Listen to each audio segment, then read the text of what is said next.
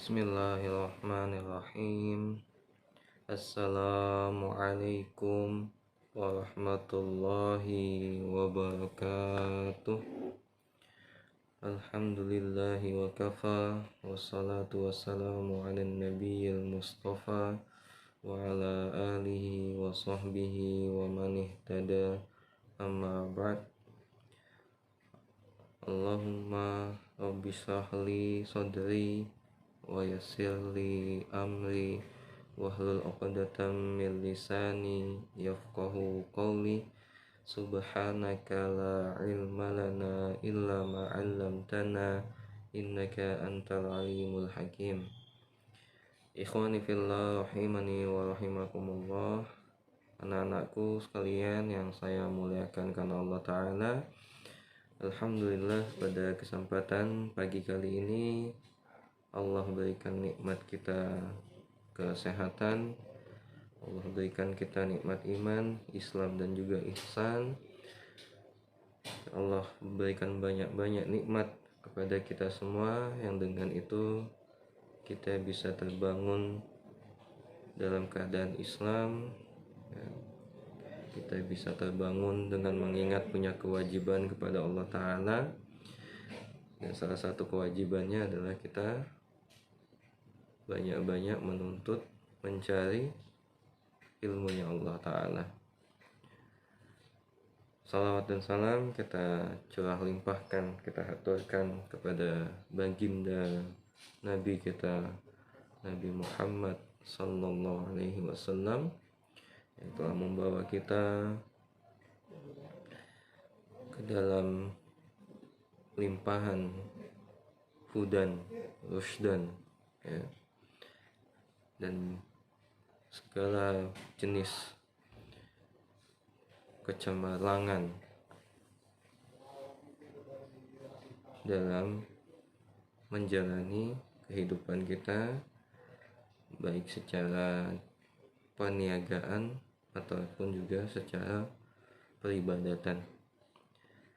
Tapi anak-anakku sekalian yang saya muliakan karena Allah Ta'ala, untuk mengefisienkan waktu, ya, alhamdulillah pada kesempatan kali ini insyaallah kita akan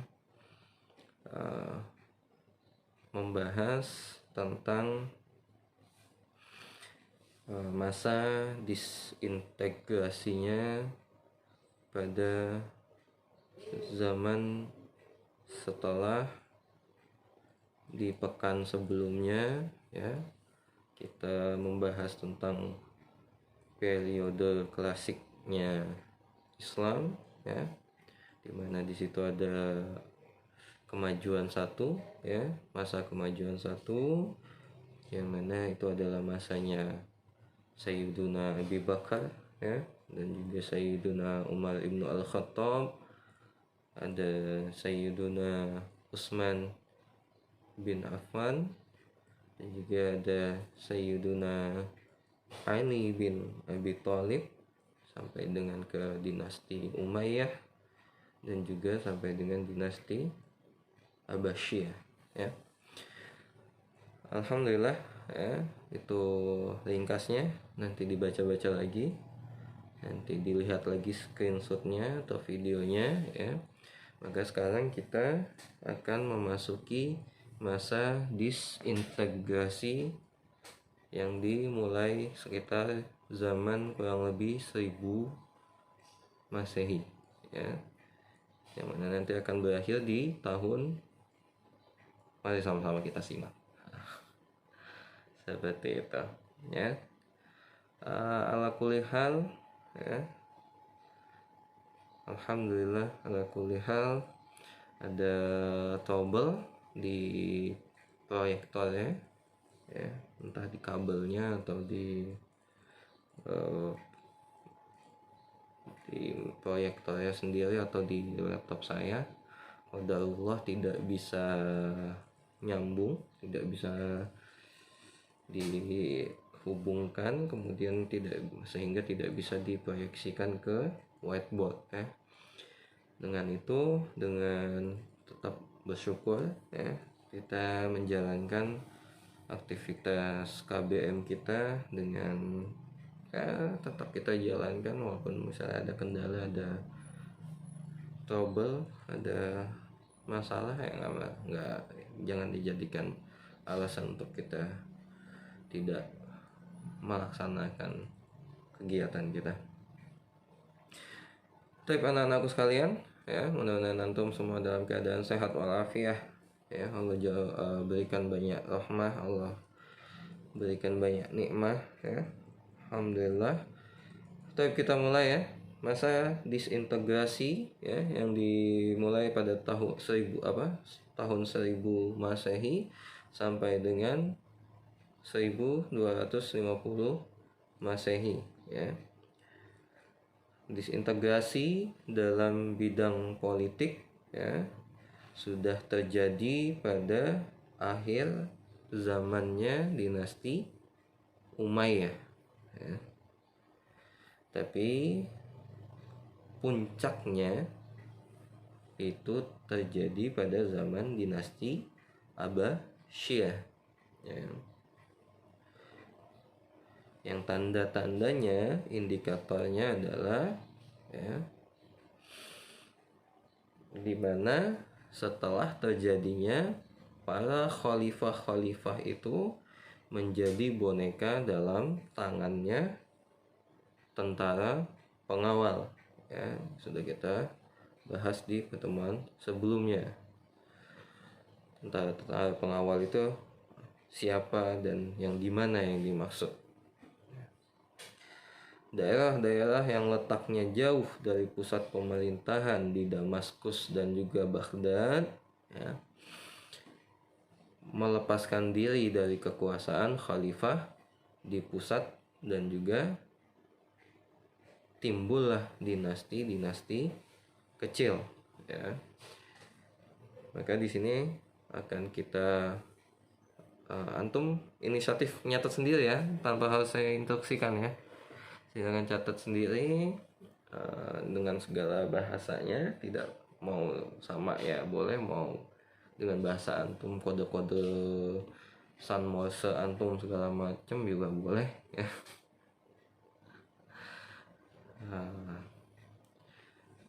Itu dinasti-dinasti kecil tadi adalah, ya, yang pertama adalah di Maroko, ya, di Maroko. Ya, ini didapati ada tokoh yang bernama Idris bin Abdullah, ya, berhasil mendirikan kerajaan Idrisi, ya, yang bertahan dari tahun 788 Masehi sampai dengan tahun 974 Masehi, ya. Jadi 788 sampai dengan 974, ya. Di mana Idris bin Abdullah ini, ya, membuat ibu kota di Maroko, yakni Fez, ya, atau Fez, ya, menjadikan kota ini sebagai ibu kota di Maroko, ya. Kemudian di Tunisia ada dinasti Aghlabi, ya, Aghlabi yang berkuasa dari tahun 800 Masehi sampai dengan 969 Masehi, ya, 800 Masehi sampai dengan 969 Masehi, ya. Kerajaan ini dibentuk oleh Ibrahim bin Aghlab, ya. Siapa Ibrahim bin Aghlab ini? Ibrahim bin Aghlab ini adalah gubernur yang diangkat oleh Harun al-Rasyid, ya. Ada di wilayahnya Masjid Qairawan namanya, ya. Masjid Qairawan ini adalah sampai saat ini masih bisa kita dapati di Tunisia, ya. Nah, ini kalau yang sudah pernah datang, ya, belajar di Maghrib atau di Maroko, ya, insya Allah tahu ini masjidnya, bisa dikunjungin, ya, bisa dilihat. Nah, ini masjid itu adalah salah satu peninggalan dinasti dari Bani Qairawan ya. Mudah-mudahan antum semua, kita semua, termasuk saya mungkin ya, bisa ke sana ya, baik itu liburan ataupun juga antum mungkin dapat beasiswa atau punya rezekinya untuk belajar di Maroko ya. Walaupun misalnya nanti sudah selesai S1 di STIK misalkan ya, tapi mudah-mudahan kalau ada rezeki ya nggak apa-apa, sekolah lagi, entah itu lanjut ataupun ngulang lagi ya. Tapi baiknya ngulang aja. Nanti ada yang diterima di Madinah, misalnya di Mekah, di Riyadh ya, di Mesir, misalnya di Libya ya, kemudian di Sudan misalkan ya. Kalau memang ada rezekinya, baik itu beasiswa ataupun mandiri, nggak masalah, kuliah lagi ya. Jangan pernah puas diri, jangan pernah merasa cukup ya. Sekolah lagi, kuliah lagi ya. Saya pun insya Allah dalam waktu dekat akan berniat untuk kuliah lagi ya. Kita sama-sama doakan.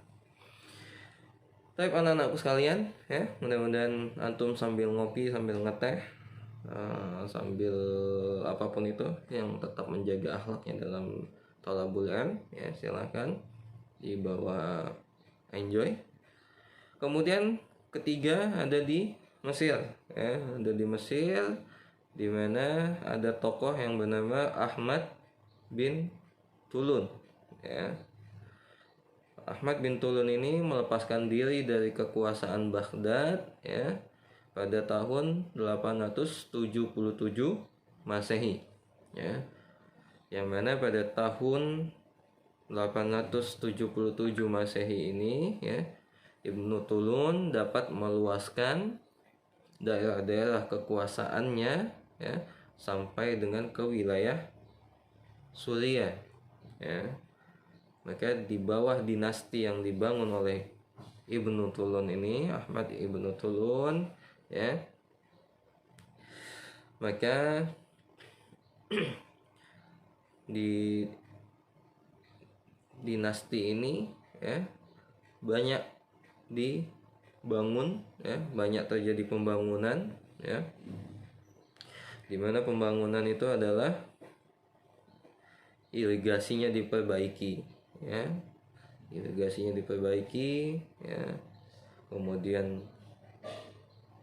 ekonominya meningkat ya, dan juga Mesir ya mulai menjadi kebudayaan, pusat kebudayaannya Islam ya.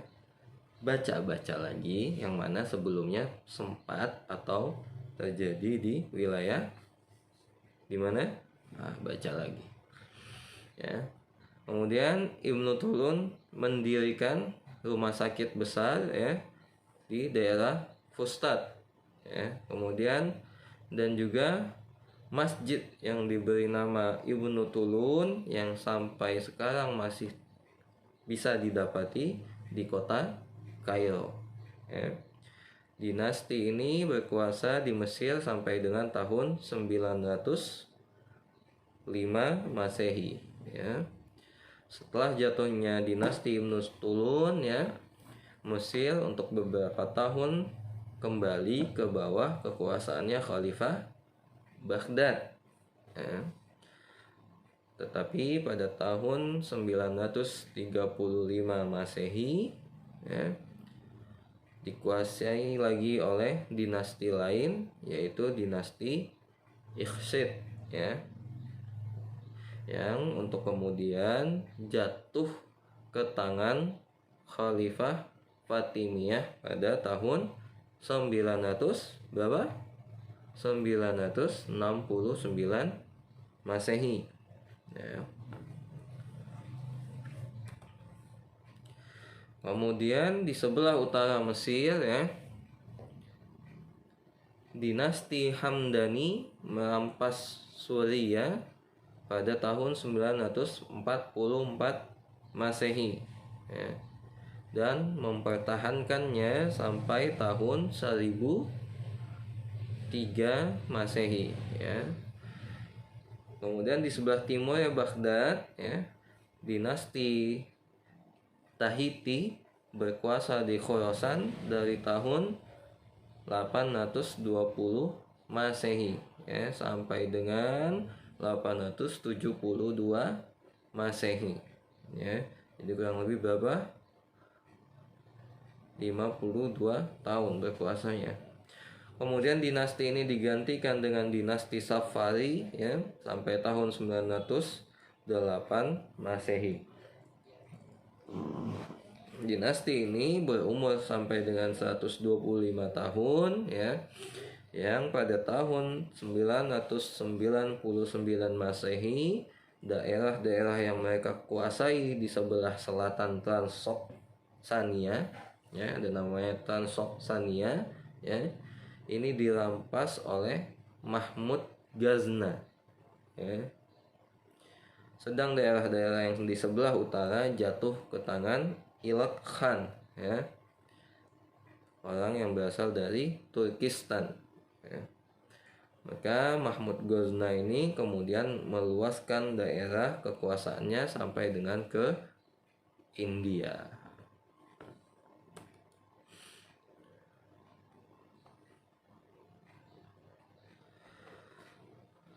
Kemudian ya, di banyaknya dinasti-dinasti yang terbentuk pada saat itu ya, maka diketahui bersama ya, yang mana dulunya kaum Syiah itu adalah bersekutu ya, bergabung atau menyatu dengan Bani Abbasiyah ya, atau menjadi temannya, berkelompok dengan Bani Abbas ya. Pada saat ini, pada saat seperti tadi yang mulai ada dinasti-dinasti kecil, mulai tumbuhnya kerajaan-kerajaan kecil, Syiah ini mulai melancarkan aksi pertentangan ya, mulai ada menggencarkan lah, mulai memperlihatkan atau memulai untuk melakukan aksi penentangan kepada Bani Abbas ya. Maka pada tahun 869 Masehi ya, timbullah pemberontakan yang dikenal dengan pemberontakan kaum Zanj ya, kaum Zanj. Yang mana kaum Zanj ini adalah budak-budak yang didatangkan dari Afrika ya untuk bekerja di pertambangan salpeter ya, salpeter ya. Salpeter ini letaknya ada di Irak ya. Maka Ibnu Muhammad mengaku pengikut Ali ya, kemudian datang untuk melepaskan mereka dari kesulitan hidup yang mereka hadapi, yakni kaum Zanj ya. Maka dari tahun 870 Masehi sampai dengan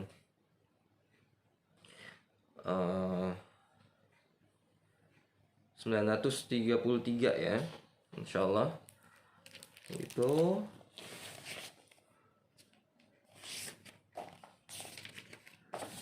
di 870 Masehi ya.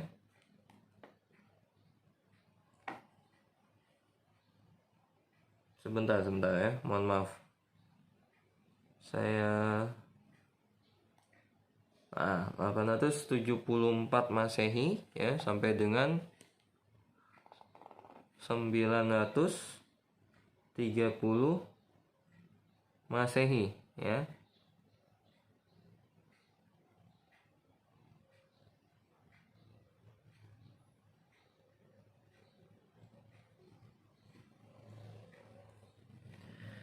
Oh, yang tadi itu dari tahun 870 Masehi sampai dengan 883 Masehi ya, kekuasaan Bani Abbas itu dikacaukan oleh pemberontakan kaum Zanj ya.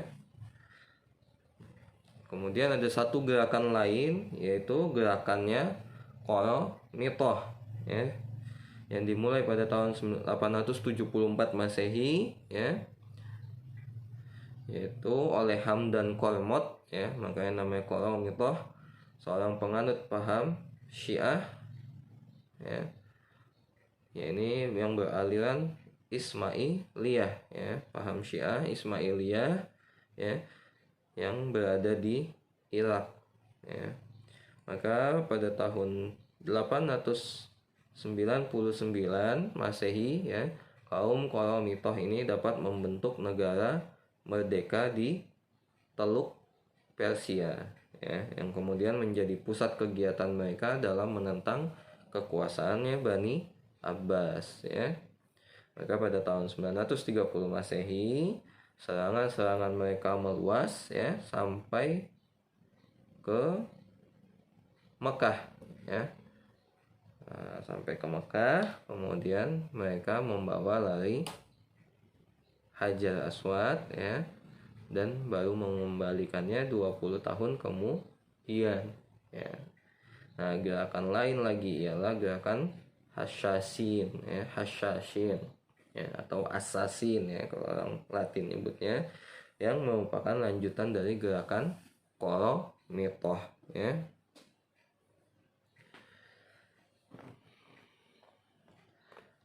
Anak-anakku sekalian, ya, paham insyaallah, ya. Mudah-mudahan antum semua paham, mudah-mudahan antum semua juga bisa menceritakan atau menjelaskan ulang kronologi dari sejarah peradaban Islam, ya. Kemudian pemimpinnya, ya, ialah Hasan ibnu Sabbah, ya.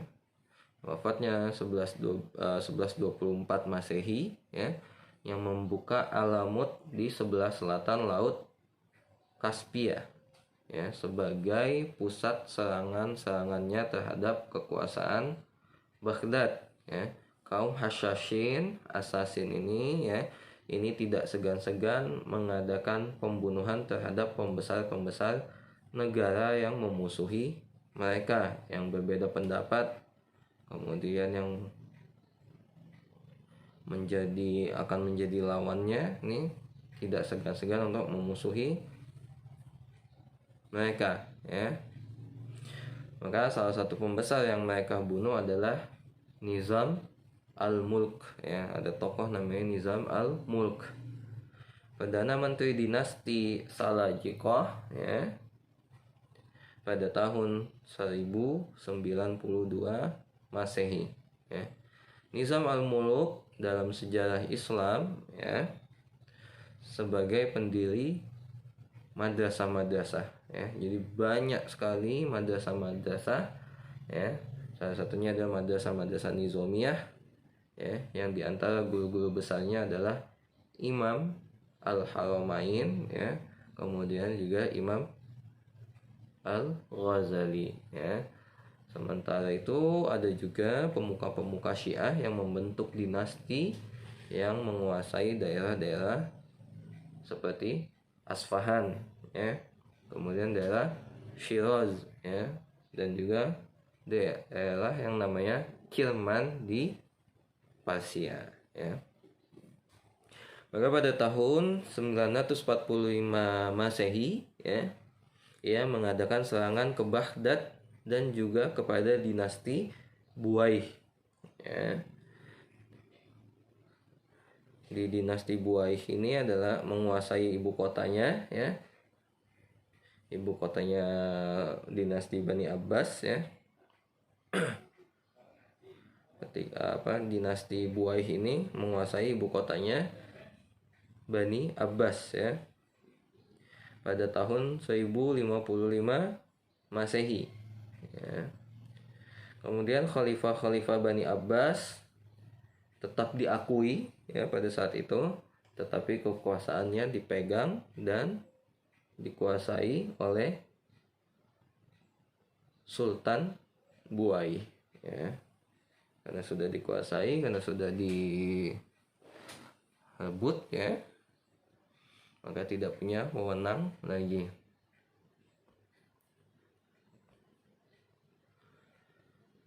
Taib ikhwani fillah rahimani wa rahimakumullah ya. Alhamdulillah. Lanjut ya. Kemudian kekuasaan dinasti Bani Buwaih ya atas Baghdad kemudian dirampas juga oleh dinasti Saljuk ya. Dinasti Saljuk itu adalah seorang pemuka suku bangsa Turki yang berasal dari Turkistan ya. Bani Saljuk itu atau Saljuk itu adalah seorang pemuka suku bangsa Turki yang berasal dari Turkistan ya. Ada daerah namanya Turilbek ya. Seorang cucu dari Saljuk dapat memperluas daerah kekuasaan mereka sampai ke daerah-daerah yang dikuasai dinasti Buwaih ya. Sultan-sultan terkenal dari dinasti ini di samping Tugril adalah Alp Arslan ya. Yang mana dari 1063 sampai dengan 1072 ya, dan Malik Shah ya 1072 sampai dengan 1092 Masehi ya. Sultan Alp Arslan ya mengalahkan Bizantium di pertempuran Manzikat ya atau Munzikat pada tahun 1071 Masehi ya. Dan semenjak itu sampai sekarang Asia Kecil menjadi daerah Islam ya. Adapun Malik Shah terkenal dengan usaha pembangunan yang diadakannya ya, seperti masjid-masjid, jembatan-jembatan, irigasi ya, dan jalan-jalan raya ya. Dalam lapangan ilmu pengetahuan ia juga dikenal sebagai sultan yang banyak menyokong pembangunannya, dan ini terutama terjadi dengan pimpinan Perdana Menterinya Nizam al-Mulk ya. Khalifah pada masa berkuasanya Sultan-Sultan Buwaih ya dan Salajikoh hampir merupakan boneka ya. Calon khalifah Bani Abbas tak dapat berbuat apa-apa ya. Semua kekuasaan terletak di tangan sultan-sultan ya dari Bani Buwaih dan juga Salajikoh ya. Khalifah dipertahankan hanya untuk memberikan dasar hukum pada waktu itu ya. Sultan yang tidak mendapat pengesahan dari khalifah tidak merupakan sultan yang sah ya. Kemudian kalaulah dinasti-dinasti yang kita sebutkan tadi merupakan dinasti kecil ya, yang secara nominal masih mengakui khalifah-khalifah di Baghdad ya sebagai kepala mereka ya,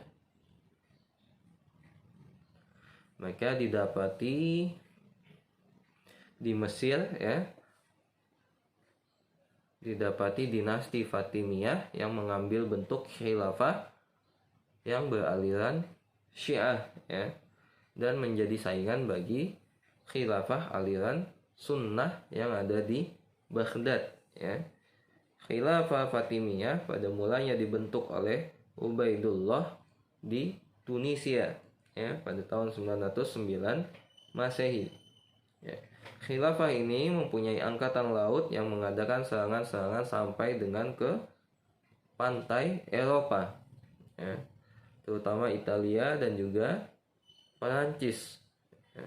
Pada tahun 969 Masehi ya, seorang jenderal Fatimi bernama Jauhar As-Sakili ya, dapat menguasai Fustat di Mesir ya. Jauhar mendirikan kota Kairo sekarang ya dan Masjid Al-Azhar pada tahun 972 Masehi ya, yang kemudian dijadikan pusat perguruan tinggi Islam ya oleh Khalifah Fatimiyah di Mesir sampai dengan tahun berapa? Tahun 1171 Masehi ya. Nah, jadi yang senang ataupun yang belum senang ya harus tahu ya. Oh, sejarahnya begini ya, oh sejarahnya begitu ya. Salah satunya, oh Taman Mini itu siapa ya yang memprakarsai, misalkan oh Masjid Atin itu siapa ya, kenapa namanya Atin ya, di mana letaknya, dan lain-lain ya. Dan seperti rasa penasaran lagi, oh eh, apa namanya, Sofah itu di mana ya, Marwah itu di mana ya, oh Hijr Ismail itu di mana ya, oh Hajar Aswad itu di mana ya, oh Rukun Yamani itu di mana ya. Itu kan rasa penasaran itu yang sehingga menjadikan kita pengen tahu ya, dan juga membuat kita menjadi mencari tahu dan juga membaca informasi-informasi yang sekiranya dapat memuaskan rasa penasaran kita. Oh siapa yang membangun Ka'bah misalkan, kalau masih ada yang belum tahu, oh ternyata dinasti Fatimiyah ya yang membangun Al-Azhar Kairo. Oh yang membangun masjidnya Imam Syafi'i di deketan Al-Azhar itu siapa ya, di tanah Mesir itu ya, dan seterusnya. Itulah yang menjadikan rasa penasaran itu yang menjadikan kita pengen tahu lagi dan lebih pengen tahu lagi. Dan semakin membaca, insya Allah jamin akan menjadi lebih sering lagi membaca. Karena apa? Makin banyak baca makin haus, makin perlu lagi informasi baru, makin perlu lagi pengetahuan yang lain. Kenapa? Karena kadang ada sesuatu yang sekiranya mungkin antum pada saat ini pun agak berkontradiktif, agak tidak menerima, oh, kok begini ya, kok begitu ya. Cari tahu lagi ya, bisa ditanyakan, tapi ayo mulai penasaran ya. Masa iya sih nggak mau tahu, nggak mau peduli sama sejarah peradaban yang dipimpin oleh tokoh-tokoh ataupun juga sahabat-sahabat mulia baginda Nabi Sallallahu Alaihi Wasallam ya. Seperti itu anak-anakku sekalian ya.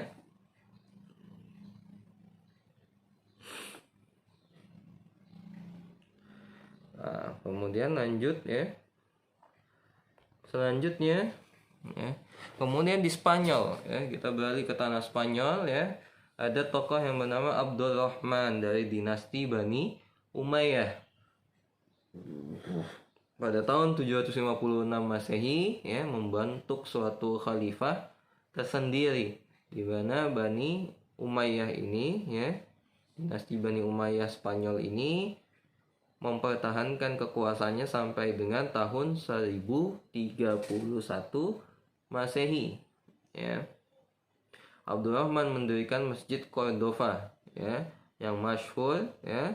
Cordova merupakan pusat kebudayaan Islam yang penting di barat ya, sebagai tandingan Baghdad Timur ya, sebagai bagian tandingan dari peradaban Islam yang ada di Baghdad Timur ya.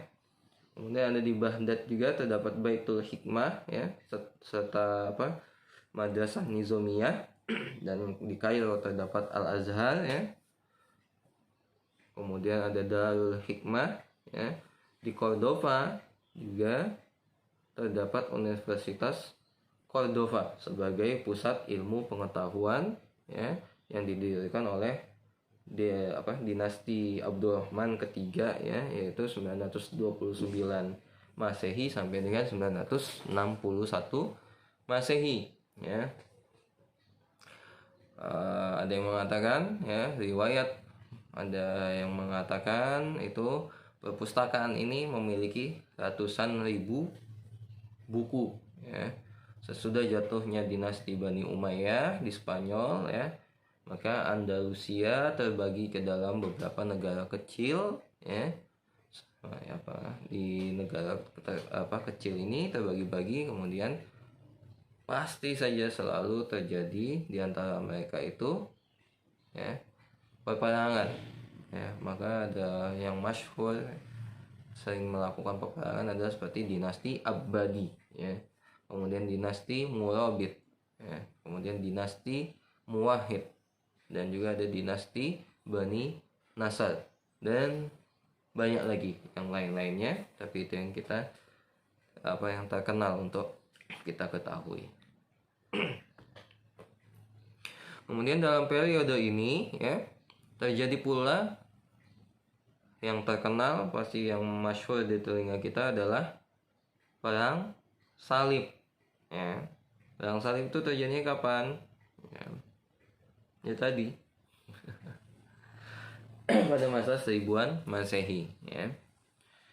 Nah, dengan jatuhnya Asia kecil ke tangan dinasti Saljuk ya, di slide sebelumnya kita sudah bahas ya. Nah, jalan naik haji ke Palestina bagi umat Kristiani atau umat Kristen di Eropa ya, itu menjadi terhalang ya semenjak dinasti Saljuk menguasai ya.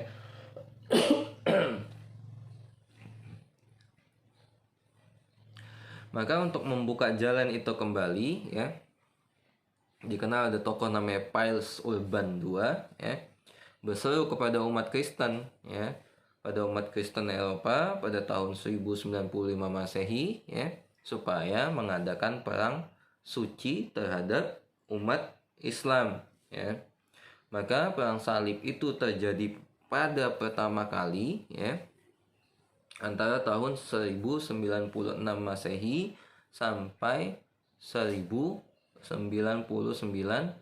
Masehi ya. Perang salib itu ya itu yang pertama ya. Kemudian terjadi lagi yang keduanya ya antara tahun 1147 Masehi sampai dengan 1149 Masehi yang diikuti ya oleh beberapa orang diikuti lagi oleh beberapa perang salib lainnya ya, tetapi tidak berhasil merebut Palestina dari kekuasaan Islam ya. Pada tahun ke-20 inilah ya Palestina jatuh ke tangan Inggris ya, sesudah kalahnya Turki dalam Perang Dunia Pertama ya.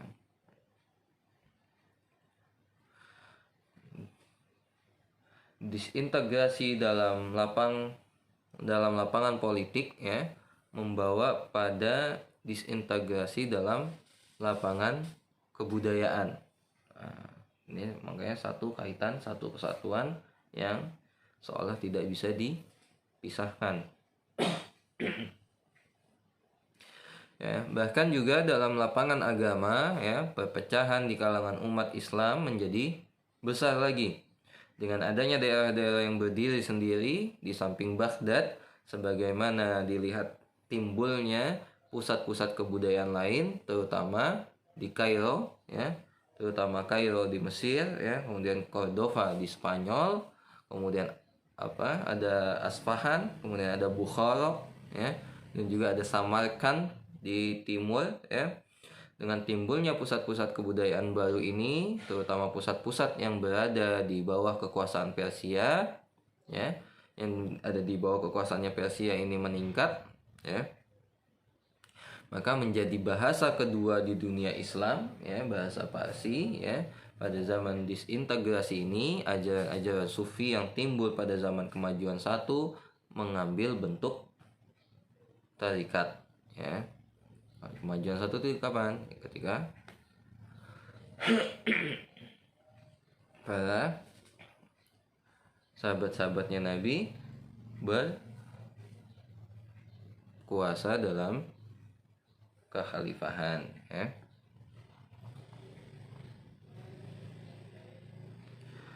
Terakhir, ya, di samping hal-hal negatif tersebut, ya, mereka futuhat-futuhat Islam, ya, atau ekspansi, ya, karena ada beberapa yang mungkin kita pandang negatif dalam perebutan kekuasaannya, ya. Maka ekspansi Islam pada zaman ini meluas ke daerah yang dikuasai oleh Bizantium, ya, yang berada di barat.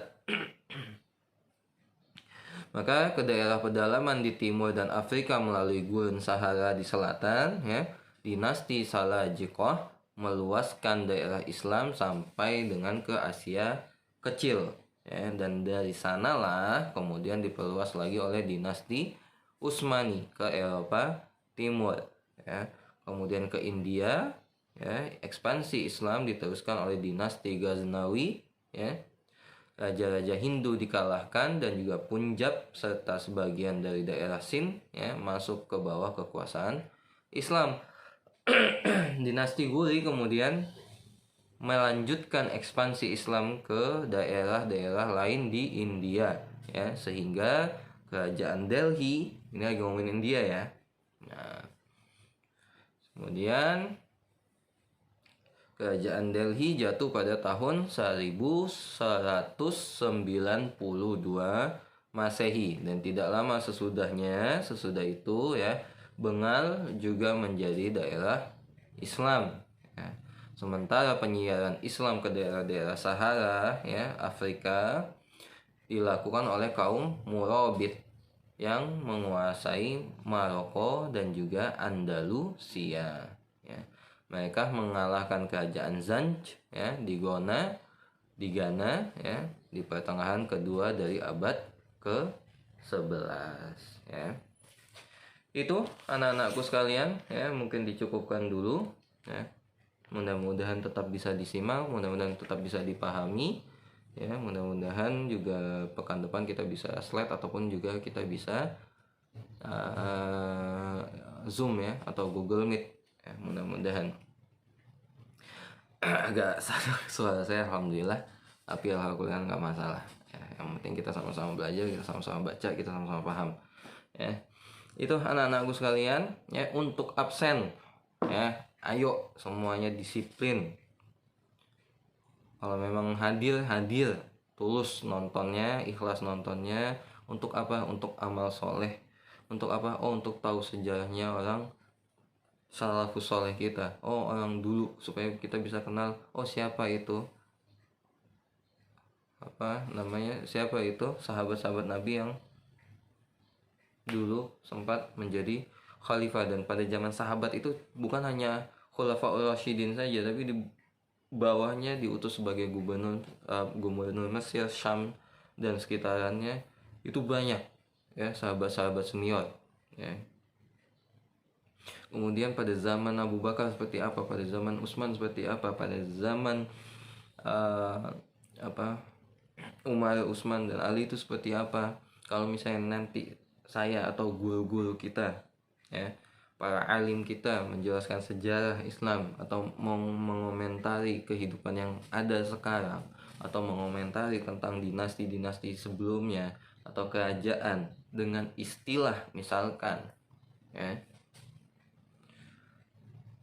istilahnya misalkan menggunakan pemerintahan ala Umar ibnu Al-Khattab, apa itu? Pemerintahan zaman kapan, misalkan zaman yang setelah para tabi'in ini ya, para dinasti-dinasti itu gugur.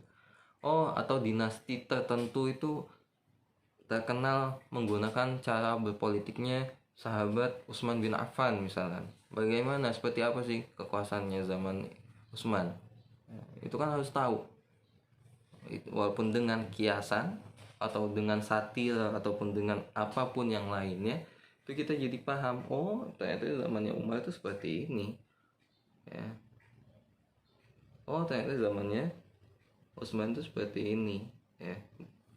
Bukan bermaksud untuk menghakimi, bukan untuk menjudge atau apa, tidak, tapi dalam artian kan kita jadi tahu bagaimana tegasnya, kerasnya Umar bin Al-Khattab radhiyallahu an, ya, pada saat itu untuk tidak memasukkan satu orang pun keluarganya, hatta ya, seorang Abdullah ibnu Umar pun yang dikenal sebagai seorang ulama, seorang alim, seorang yang tidak diragukan keilmuannya, ya, dalam umur belasan tahun, 10 tahun sudah sangat amat mengenal.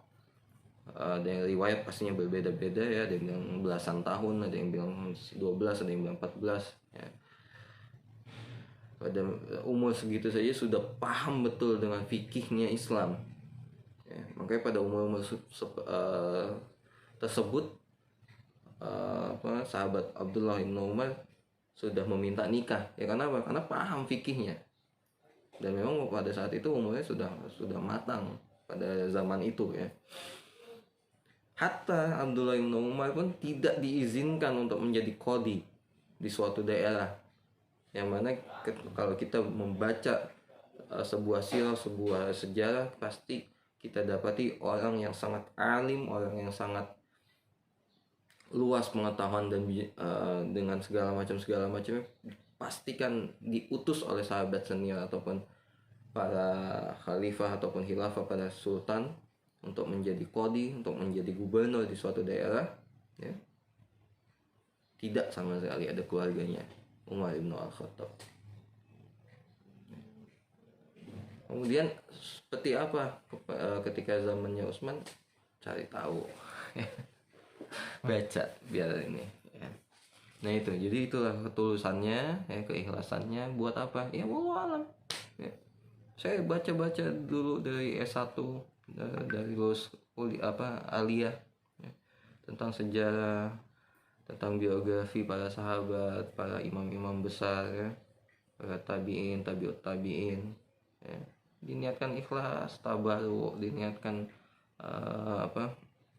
ittiba, ya, mengikuti kebiasaan-kebiasaannya. Misalnya siapa nama yang masyhur, ya, pada saat itu, misalnya contoh, saya penasaran sama sahabat Nabi, ya, saya bersahabat Nabi walaupun banyak, ya, pada saat itu saya penasaran dengan sahabat Abu Hurairah, ya.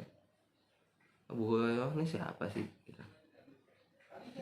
Kemudian Abu Hurairah ini mohon maafnya kerjaannya apa sih gitu. Abu Hurairah nih bagaimana sih kehidupannya gitu, sehingga sampai-sampai pada kalau di kitab hadis tuh sampai dikatakan, ya Abu Hurairah, bagaimana kamu bisa membedakan Nabi itu mengucapkan hadis atau Nabi itu berbicara biasa, atau bagaimana Nabi itu menyampaikan ketika menyampaikan wahyu dengan ketika Nabi itu terkadang misalnya berbicara tentang pendapat Nabi itu sendiri misalkan, ya. Nah itu kan jadi ada timbul rasa mencari. Oh iya, jadi akhirnya kita buka tuh sirahnya sahabat, akhirnya kita buka tuh sirahnya para aulia, akhirnya kita membuka tuh biografi sahabat-sahabat siapapun itu. Banyak lagi yang lainnya, ya. Sayyidah Aisyah juga termasuk orang yang meriwayatkan 5 besar, ya, dalam orang-orang yang meriwayatkan hadis Nabi terbanyak, ya. Dan lain-lainnya lagi, banyak lagi kalau mau ini kan secara luas, ya. Nah, jadi kemana-mana tuh, tapi ya memang begitulah ilmu yang Allah sediakan untuk kita, ya. Tinggal gimana kita menjemputnya, tinggal gimana kita mengikatnya, ya. Seperti itu anak-anak sekalian, ikhlaslah dalam menuntut ilmu, tuluslah dalam menyimak, ya. Kemudian absen tepat waktu, ya. Ini absen nih sebenarnya bukan barometer atau bukan ukuran segala macam sebenarnya, tapi ya karena untuk melatih mentarbiyah, jadi boleh saja ditekankan absen, ya, diwajibkan absen, perlu adanya pengontrolan segala macam. Jadi jangan dianggap mahasiswa habis itu sudah bebas dari absen, bebas dari pengontrolan, bebas dari pengevaluasian, kan tidak seperti itu, ya. Tapi bisa sampai tingkat manapun, ya, sampai tingkat magister, doktoral, sampai mengaji dengan siapapun, pengabsenan pasti ada. Maka dari itu, ya, silakan antum absen. Waktu yang disediakan ada dari jam 10, ya, sampai dengan jam 14 WIB maksimal, ya, baik itu di kolom komentar ataupun juga di WA untuk data kehadirannya. Dan saya harapkan tidak ada lagi 14.00, sudah cukup WIB, ya. Jadi silakan antum usahakan sendiri, antum mau di wilayah tengah, antum mau di wilayah timur, silakan usahakan sebelum waktu 14.00 WIB antum sudah tidak ada lagi WA di grup bunyi untuk data kehadiran, ya, karena percuma bagi saya, ya, percuma juga buat antum, tidak akan saya checklistkan di absen antum, ya. Itu dari saya, anak-anakku sekalian yang saya muliakan karena Allah Ta'ala, ya. Kemudian saya harapkan itu tidak berlaku bagi mata kuliah saya saja, tapi itu juga kepada asatidz atau ustazat yang lainnya, ya. Mata kuliah apapun dan juga kegiatan akademis apapun, ya. Tidak ada yang mengincar tahfiznya saja kemudian tidak kuliah dan kegiatan bahasa, atau tidak ada yang ikut kuliah saja kemudian tahfiz atau bahasa yang disampingkan, tidak ada yang mengikuti kegiatan bahasa saja kemudian yang duanya lagi disampingkan, tidak. Semuanya satu kesatuan kegiatan akademis dari STIQ Baitul Quran. Taib hazam ini billahi taufiq wal hidayah. Assalamualaikum warahmatullahi wabarakatuh.